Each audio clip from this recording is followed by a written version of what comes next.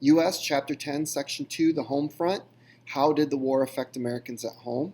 So by the end of this section, you should be able to analyze how the American government mobilized the public to support the war effort, describe opposition to the war and some of the things that happened in the United States because of that opposition, and then outline significant social changes that occurred during the war and there's going to have an impact after. So again, going to that kind of big overarching question is how this war is going to impact the United States down the road. So when we look at why does this matter? Well, when the United States is going to mobilize for this war effort, it's going to, and World War I is different than other wars. This is really the first total war, a war where all of a country's resources have to be devoted to winning the war. And that changes the nature of warfare, not just in the United States, but around the world. Now, the other thing is when we look at World War I, yeah, the United States had kind of been involved in some wars, but most of those had been involved in wars here at home in the Americas. And now we do have some interventions during the age of imperialism, but in those cases we're working with all of the imperial powers of Europe. We're not really fighting against them. And so this is going to be kind of the first time that the United States is going to enter kind of the big stage in terms of war, and that's kind of different in what we've done before. So mobilization is going from peacetime activities, peacetime economy, to wartime. And in this case, the United States is going to focus not just on the military, but how are we going to control the economy and how are we going to control society so that we can win this war. So the government is going to assume or take on a more active role in all of those spheres than it ever has before. And once again, what we're going to see is the United States government is going to increase the number of powers that it has, and it's going to continue to change this relationship between the government and American citizens, because once you kind of expand, it's really hard to kind of contract and go back. Now, the other thing is this is going to provide all kinds of opportunities for Americans that typically didn't have opportunities before, which we'll kind of talk about. So mobilization for the war.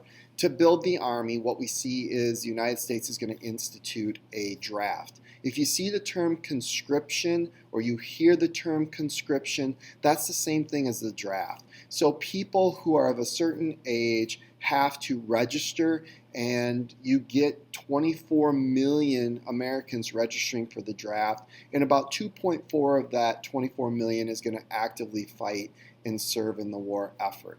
Now, the other thing we're going to see is the U.S. government is going to try and figure out a way to make sure that all parts of the American society and economy are moving in the same direction towards this war effort. So you get the Council of National Defense that's going to be kind of coordinate how things are going to happen across the United States.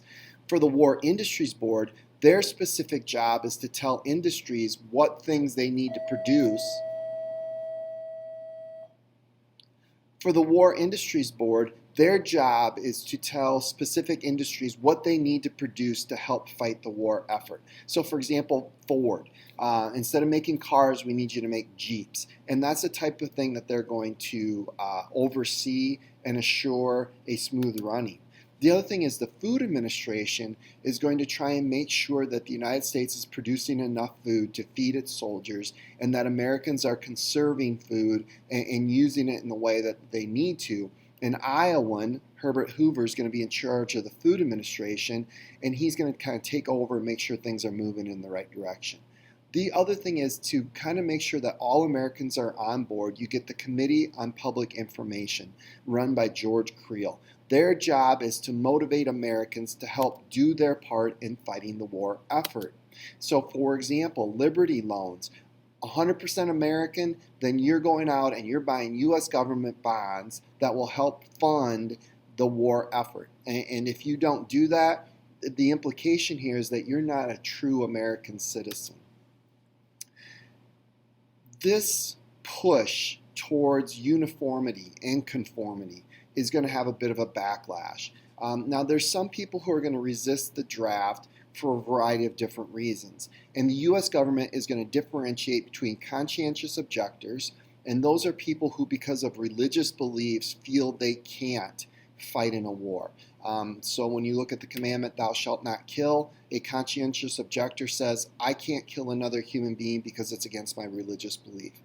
Now, the flip side of that are people who are pacifists, who don't believe that war is necessary. They want peace and tranquility, and they're not really necessarily opposing the war on religious grounds. They just think morally it's not right. The U.S. government says conscientious objectors can not serve, whereas pacifists have to serve. And that's going to kind of create a little bit of a problem. You're going to see women organizing to work towards continued peace, or to push the United States to maintain neutrality and try and get peace. The other thing is the government is going to really kind of crack down on any kind of dissent. So they're going to pass the Espionage and the Sedition Act. The espionage is going to limit writings, newspapers, magazines that promote anti-war stance. The Sedition Act is going to crack down on those people who are speaking out against the war. And so we're going to see these limits on freedom of press, freedom of speech. And that happens throughout the world, but it happens in the United States during war efforts as well.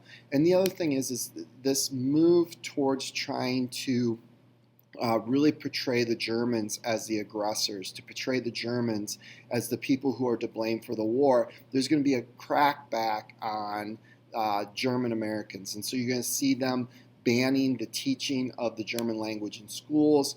There was a push to remove Germany from maps that were produced in the United States. And you're going to see kind of this anti-German sentiment used to push prohibition through, because many of the major breweries in the United States were run by German Americans, and so they're able to use that to then shut down these breweries that took place.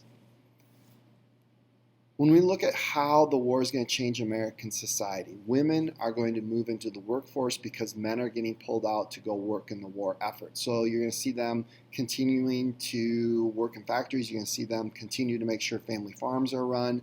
You're also going to see women move into the Red Cross and become nurses. For African Americans, they're going to pursue these economic opportunities in these big industrial cities that are producing things for the war effort.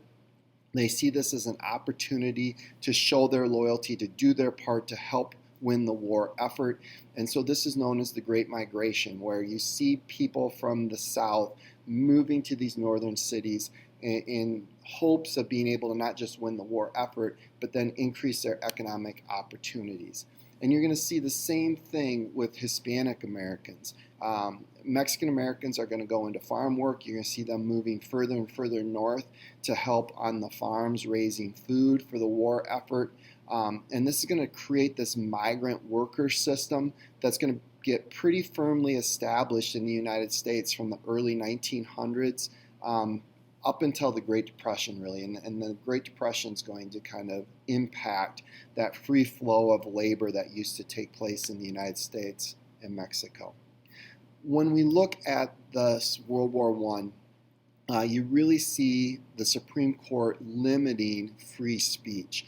And this is where we get the clear and present danger test, is if this speech it poses a potential threat to the United States' ability to fight the war, then that presents a clear and present danger, and that can be limited. So there's a couple of key cases here, Schenck versus the U.S., Abrams versus the U.S., and then we're going to see in 1925, after the war is over, Gitlow versus New York, and we're going to see kind of a tweaking of that. Now, the other key case that's pertinent to this takes place in Des Moines, Iowa, and this is Tinker versus Des Moines, and that's going to take place during the Vietnam War. And so we're going to see kind of the evolution of this limits to free speech or not limiting free speech throughout American history.